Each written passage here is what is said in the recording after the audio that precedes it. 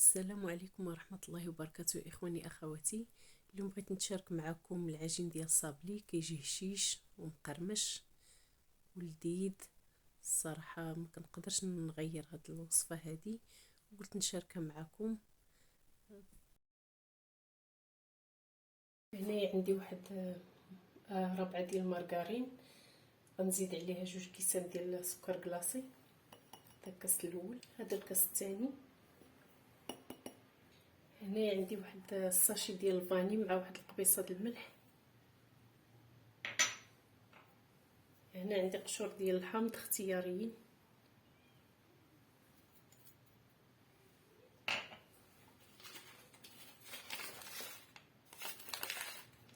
هنا عندي راس ديال المعلقه ديال الخميره كيماويه.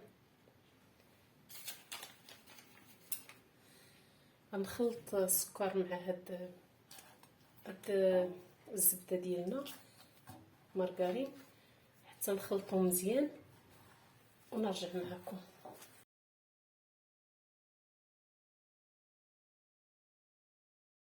من بعد ما تخلطات لي الزبده مع السكر غنزيد عليهم الزيت. انا كنزيد شويه بشويه وانا كنحرك.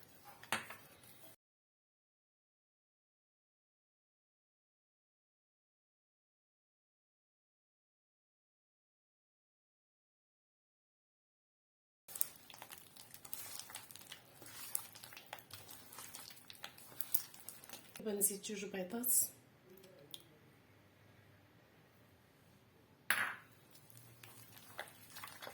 هاد العجين ديالنا ممكن نزيدو فيه الكاكاو الا بغينا العجين يكون بني، ولا اي نكهه بغيناها كنزيدوها في هاد المرحله.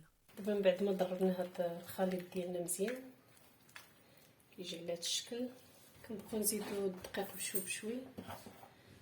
عندنا الدقيق مغربل الخاص بالحلويات. هاد الخليط تقريبا تيهز لنا كيلو. نتوما كتبقاو تخلطوا عينكم ميزانكم. غنجمع الخليط ونرجع معكم. بالنسبه للخليط ما يتسدلكش، هاد العجين ديال الصابلي ما كيتسدلكش، غير غنخلطوه يدخل الدقيق مع هاد الزبده وتكون العجينه ما قاصحه ما رطبه بزاف، تجي متوسطه. غنخلط هكا حتى نجمع العجين ديالي وانا معكم.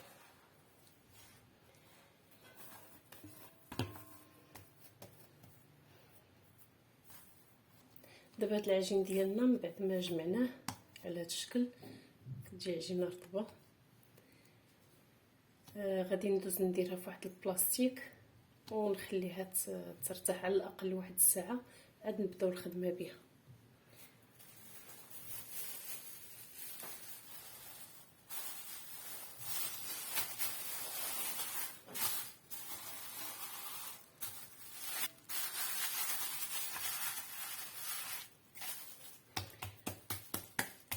وإلا كنتو بغيتوها تبات دخلوها للثلاجه.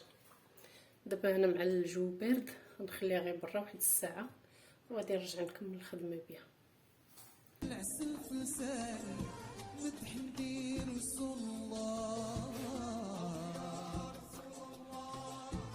لمن يا حبيب الله ورجيت عندك قصر سيدي رسول الله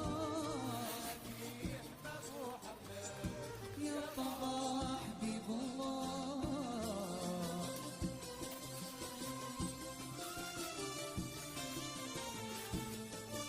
هذا هو الشكل النهائي ديال الصابلي ديالنا من بعد ما طاب.